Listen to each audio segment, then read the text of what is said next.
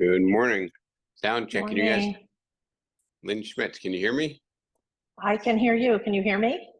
Yes, I can. Okay. Mine, we kept going to mute. I just fixed it. No worries. So, Lynn, have you started like your team planning with your agents yet?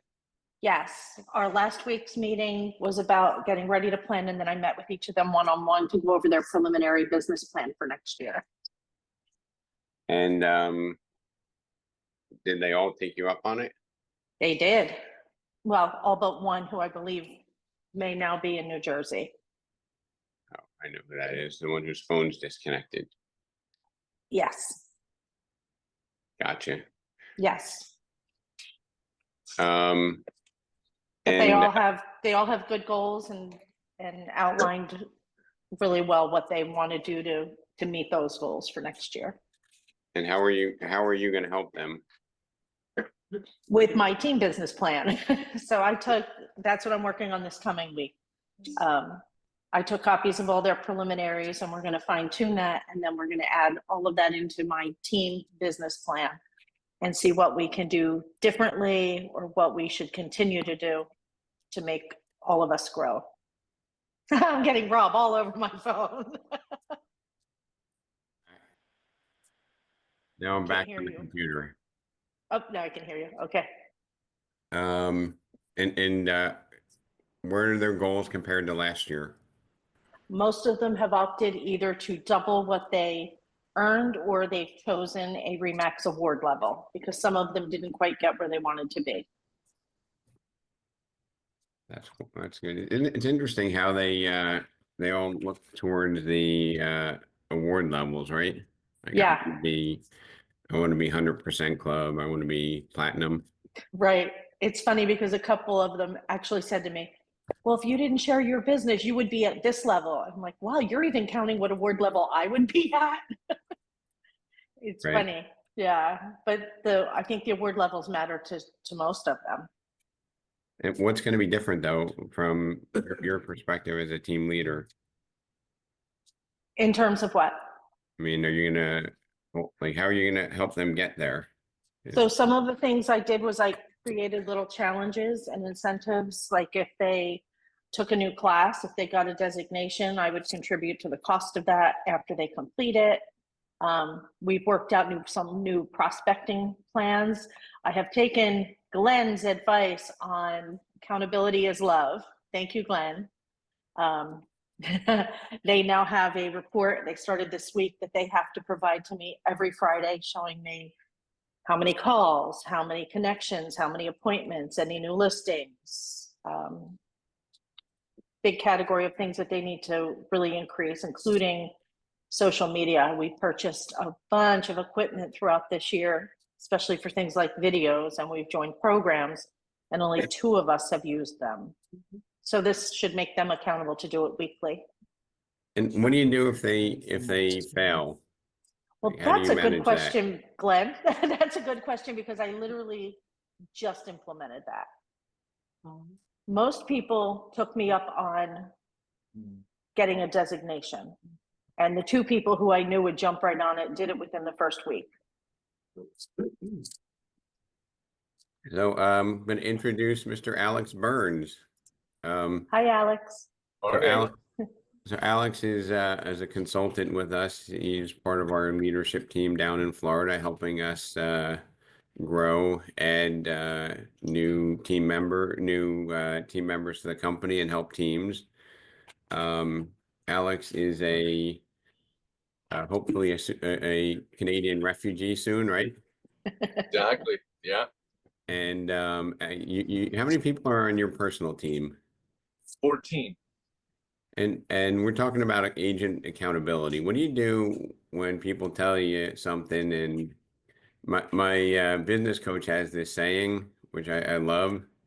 Your actions speak so loudly, Alex. I can't hear what your words are saying. That's Oh, good. I'm going to make 20 calls a day. I'm going to have 40 listings this year, and then tomorrow they do the same thing they did last year. Mm-hmm. Yeah. So, I mean, I think that's the greatest gift that we can offer agents is accountability out of everything, like systems, leads, all that stuff's great, but if you don't provide a strong accountability system, it just doesn't work. So what I find is, we've tried lots of different things. What's working right now is that we have like peer accountability each week, and we rotate amongst the team for everybody to hold each other accountable. And then we ask for them to give us a report. So we might put them on the spot once in a while throughout the week, just saying, hey, how's your accountability partner doing? And if they give you the, I don't know, then you can just say, hey, maybe you should give them a call today. We do have tracker sheets, and tracker sheets are great because that just shows how many calls they're making and who they're calling. There's always good incentives. So for people that put the work in, we always reward them. And if some of the teams here have, someone making calls inside their team, we don't give those leads to just everybody. We give it to the people that are putting the work forward. So if you're doing the right things and you show up and you come to our meetings, we do live training for phone calling. We'll call the database and we'll invite the team to come on. For the people that show up, that are doing the work, that are following through with the accountability, they're the ones that get the booked appointments. So there's got to be a reward system. It's not just do the work and hope for the best. It's do the work, participate, show leadership, and then you'll be rewarded for it. And just creating a culture of everyone's growing and everyone's getting better. So that sounds like the RAMP program I gave last year to the agents. Putting systems in place is the key word that you said. And I hope I can help people that want to grow teams on how to do that and scale up and grow the organization. Alex, can I ask you a question? Sure. Hi, and it was nice meeting you this week. You too. Just a quick question. When you said you hold them accountable, and I understand that clearly if they're doing everything they're told or guided by, that they will be the ones that get the leads. What do you do for people who don't follow their accountability measures? They seem those okay. So it's interesting. So when I say get the leads, everybody gets the leads, but they don't get the booked appointments, like the good quality opportunities. It's a really good question because like we have that like every week we have that meeting, and part of our meetings like who's not doing what they're supposed to be doing. Like that's a big portion of our senior training meeting. Right. And it's a shower, not a tub. Oh, Hold on. I just muted everybody. Unmute yourself, Mr. Alex. thanks. So what we do is we evaluate the value they bring to the team. And if there's somebody that is going through a rough patch, because there's always stories, right? We all have life and we all have experiences, and some people are going through health issues or kids or relationships. We got to evaluate the whole thing. We got to ask ourselves, is this person taking away from the team, or are they adding to the team? Like are they someone that may not be doing everything they need to be doing, but they're encouraging and they're like a pro team person and they're just nice to be around and you value them. We work through that with them. I mean, we're all therapists, right? And we're just transitioning that from like buyer and seller to agent. And so we have a couple people on our team right now that are just totally underperforming. And so we look at the pros and cons and we weigh it out. Now, if there's more cons than there is pros, then it's time to go, and we need to send them on their way. So it's not all perfect, but you gotta help through it and get them off the bad track and put them on that momentum train as soon as possible. And let me ask you this question, Alex. If you don't hold people accountable, what kind of message does that send to the rest of the group? Absolutely. Mm-hmm. Yeah, the other good thing to do is bringing on new people. That gets them going real quick. Either gets them upset where they want to leave because they're like not finding traction, they're not coming to our meetings.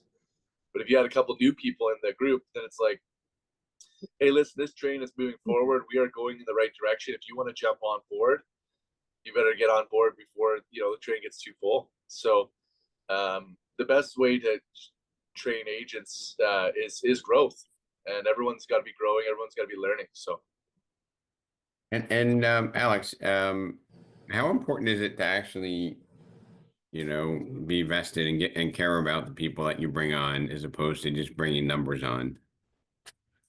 it's everything. Like that's a big part of the experience. Is like when I know someone's hurting or something's happened in their life, I need to go to the way to go and help them. And if it's like, hey, maybe someone on my team's not really gelling well with people, like I might bring them a book that has disc on it, and I'll just like give it to them personally. Or, if something like tragic happens in their families, like we need to band together and get flowers delivered and just be there for them. Those are the moments that build loyalty, and we got to take that very seriously. And it's such a nominal amount of investment for a huge return potentially in the future. Yeah, so it's not just about, and I'm assuming like many of the other team members, you're not figuring making $5,200 net off of a team member. You're like, hey, if I can get everybody in unison, then the whole team just works. Yeah, some people are having great months, some people don't. That's why I like a larger team, because it does balance out the profit and obviously covers the expenses. Yeah, I think when team members start to fail, I think what they do is they're like, their first reaction is, my team leader's greedy. They're just trying to get more out of me instead of my team member cares and is trying to help me. Would you agree that there's a lot of that going on if you don't keep, sharing the love and telling them why you're doing it? It's the hard truth though. You can say that you care, but you got to show them that you care. So I believe that sometimes they're warranted for that. If it's just you're just cracking the whip all the time. I try to reflect on that. Like the thing is, I have some agents on my team right now that are just not producing, but they're just so loyal. Like they're part of the family, and we're just going to work through that with them, and we find out what their why is, and we just nail that down, and we just keep working towards their personal goals. And they see other people around them finding success, so then they aspire for it. And like I just don't give the attitude that we'll ever give up on someone. We'll always fight for them. And if a person does leave our team, which has happened, it's always on a great terms, and we wish them all the best. Yeah, like I was touched at how much people listen to what you say and what you do, right? And I don't know if you were on the call. When I was driving with down to Baltimore with Karma, she's like, well, what's your secret? And I told her I care. And she's like, repeated that on the call because it was impactful for her. And I think it's helping her build a team outside of just the math. Do you know what I mean? And that's something that you can't fake, right? You can't be authentically say, Alex, you're here because I care. I want to see you transition your family here and be like that just doesn't like it either is or it isn't. It's not like, I 70% care. Like, would you want somebody who 70% cares about your business or even 90% cares about your business? And I know everybody who's taken the time on this call today, you'll probably do more for your team members than they're willing to do. And sometimes that gets to be frustrating and challenging, right? But there's a balance. Like, and it feels good. For many of you, it feels better when you see a team member have a breakthrough than when you have a great year.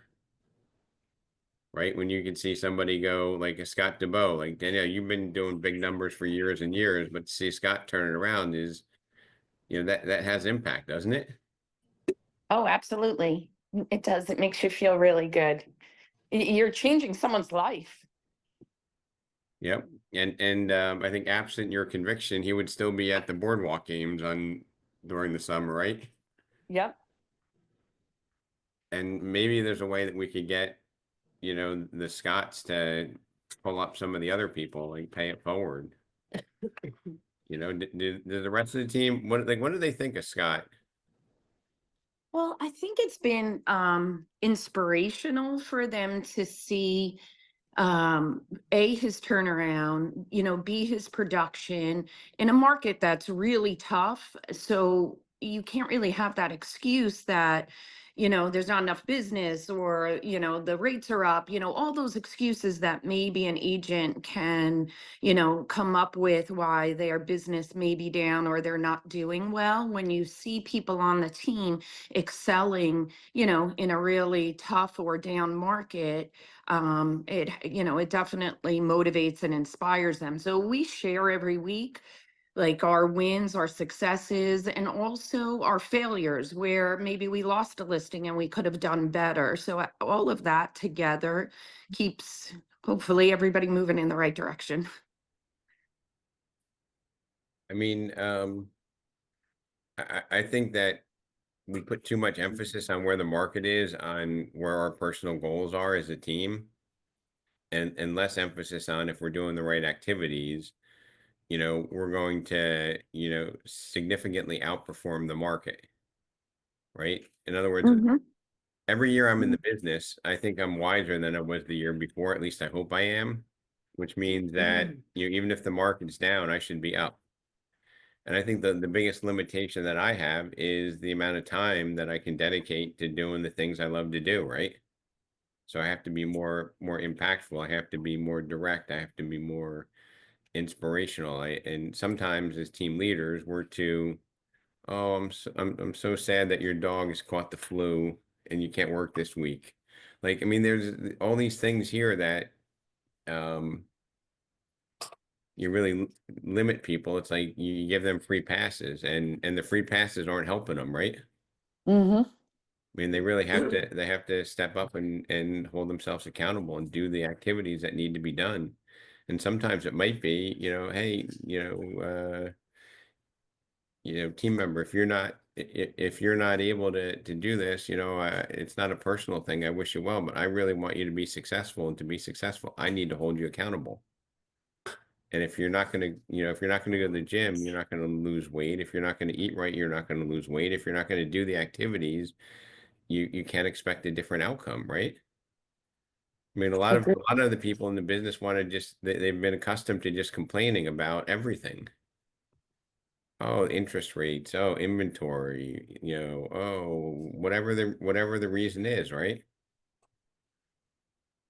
Oh, this company, you know, oh, this company has, you know, a fancier brochure, or the interest rates are gone up, or, you know, my clients, you know, or my clients can't get off the fence, or my sellers are unreasonable. I mean, that happens all the, like, everybody has the same um business environment we're entering into. It might be slightly different in Southeast, Southwest Florida, Arizona, South Jersey, but basically it's all the same. If you do the right activities, you adjust, you pivot, you're going to win. You're going to succeed.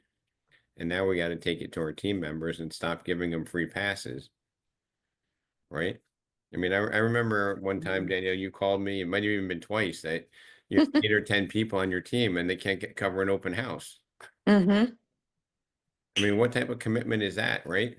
I mean, we all make sacrifices, right? I'd like to have Mhm. every weekend off. And it's inconvenient sometimes we do things, right? Absolutely. It's inconvenient for you, it's inconvenient for Glenn, it's inconvenient for Alex, it's inconvenient for Lynn, it's inconvenient for David, but we still do it. And I don't know how we get that message across, but you know, maybe, you know, now is the time to do a reset and say, look, you have to be on call for these weeks, right? And tell people you're not available, because when somebody comes in to see a property or we need an open house, I'm expecting you to be available. And not because I'm mean, because I want you to be successful. And I think if you're in this business, in all the markets we're in, and you're not bringing in 6 figures in the front door, then maybe get a different job, right? I mean, you know, I think public service probably pays better, you know, go work for the township. Eventually you'll be making 6 figures on a pension. And I don't mean that, you know, sarcastically, but like you could be, you know, an admin in a municipality, and probably, you know, over time you keep getting pay raises, you get a pension, you get a retirement account. If that's your mojo, then go do it. Because if you're in real estate and you're not making six figures and you don't have aspirations of doing it consistently and repeatably and growing it, probably the wrong business. I don't know, Alex, you're smiling. Does that have impact on you?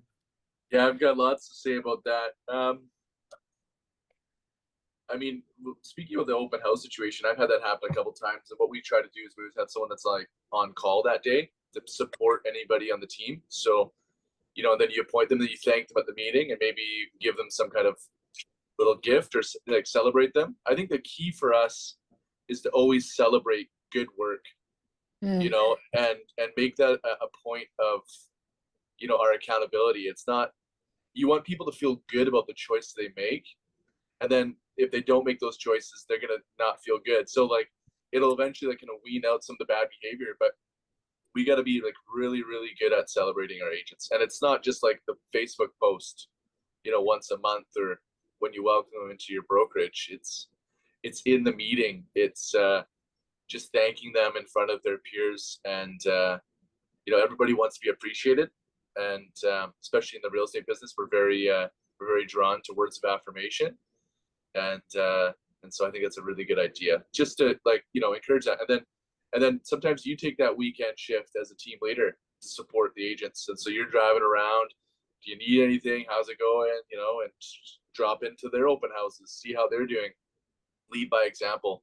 It's not just, you know, barking at them from a distance, telling them what to do. So. Do you have a leaderboard for your team, like to make it a little bit competitive? We do. Yeah, especially for social media right now. We just started, we want our team, because it's like, if you got like 12 or 14 people on your team, even 5 or 7, everybody should be liking, commenting, sharing their social media posts, right? You'd think that would be important. If you're on the same team, that's a great way to get engagement started on your social posts, is if you just have your team like, comment, and share. Well, that wasn't like, it started happening and it kind of tapered off, and then some people just weren't that serious. So what we've done is we've created a leaderboard within our team that we track their performances, and then we acknowledge them. And then we do have a prize at the end of the month for the most engaged team members. So little things like that. I know it's kind of silly, but like it just changes the whole feel of the meeting, where there's more fun, less. Alex, how long have you had a team? Well, how long have I experimented with having a team? It's probably it's gone. I think I started doing it like probably about 15 years ago. Yeah. And how long have you been over 8 on your team? Over 8, within the last 5 years. So before COVID, you became 8. Yeah, that was challenging, but yeah. And what's the turnover, both voluntary and involuntary, look like? I think it's the 10-20%. Like it's interesting, because a lot of the coaches and training I go through, like, yeah, you're gonna lose 10 or 20. I'm like, how could I ever lose those people? They're like family, but like things happen. Job opportunities. I had like one guy that was on my team who was like going to be one of my senior partners, and very talented guy. He was a pilot, got laid off during COVID. He was with the Cathay Pacific airline, and they laid off all the Canadian pilots. And he's like, during COVID, he's like, I think I want to get into real estate. My mom was in real estate. And so I mentored him, trained him, and he was enthusiastic. He was like a big business builder, very, very, very good. And he helped me set up some of the framework for our larger team now. And then just in the last year, he got a job offer for a private pilot's position, and bye-bye, so you just never know. Like, and he says, like, and he's so happy, and it's great. Like, he's making $500,000 a year, US, flying Michael Lee Chin around the world, a big investor out of Jamaica. So, I don't fault him for it. He still has his license, but he's definitely not adding to the numbers right now. That's for sure. So in a way, though, that's a good thing, because like at least you know where he stands, and he's probably made a choice that's better for him, which is fine, right? Yeah. Well, he talked about coming down with me to Florida, so that's a good thing. Maybe it'll all work out. So just as long as he produces. That's it. You can always fly me though. You can always fly Okay. me to and from. So, you know, we looked at like the Gary Ashton model where he has like 40+% turnover. And I think that there's probably a lot less personal touch than we're able to achieve here. And, you know, for me, you know, as I'm looking at the year turning around and doing business planning with, you know, agents that aren't making it or you aren't making it on paper, it's personally frustrating when I look at the tremendous opportunity there and the lack of effort that's being made. But I do think that at some point, you know, we need to have conversations and have moments where people make a decision. Hey, am I gonna, you know, there are people in the business that work part-time. Brian Signorella, who was down at the event, the guy does $300,000, works a full-time job, you know, doesn't even have an assistant, right? Not even the most, you know, organized person I ever met, but he's committed, you know? And they find reasons to get it done. There are other people that find reasons not to get it done, you know? And, you know, it's not like, oh, I have a family and kids. Well, a lot of us have families and kids. We still figure out ways to get it done, you know? So, we are the architects of our agent's success or failure. Yeah, to a large part. You know, I'd like to think, Glenn, that we're also, you know, role models to the people that are with us. And I'd like to think that we've built up enough relationship value where we can have a conversation with them and they know that we're looking at it from the lens of their own interest, right? When you sit with somebody and say, look, you know, hey, another year's coming here, you know, you made 40,000 last year, you know, it's time to either, you know, triple that or maybe look at doing something else. And it's not because, you know, I'm being greedy. It's because, you know, you're either growing or you're dying in the business, right? And you shouldn't be growing or dying because the market's up or down 15%, right? I mean, if people want to buy houses, you know, having a conversation, oh, interest rates have just picked up a bit. It seems ludicrous to me, right? You know, this is your home. This is not like a, you know, speculative stock investment. So, but I think a lot of us get caught up in the noise. Oh, the interest rates are up. My people can't qualify. They can't afford it. That's all. Well, if there are some people that can't afford it, you need to have the good sense to, you know, move forward. But in most cases, you know, you requires a little bit of creativity, right? And compromise. Yeah, I think, So, you know, it's funny, Rob, all the places that you brought us and the people that we've met on teams, what they've really taught me is everything that I don't want to do, right? Opposed to what I do, right? So I take the opposite to it. And I think they can be successful, but it's all a matter of what you consider as success, right?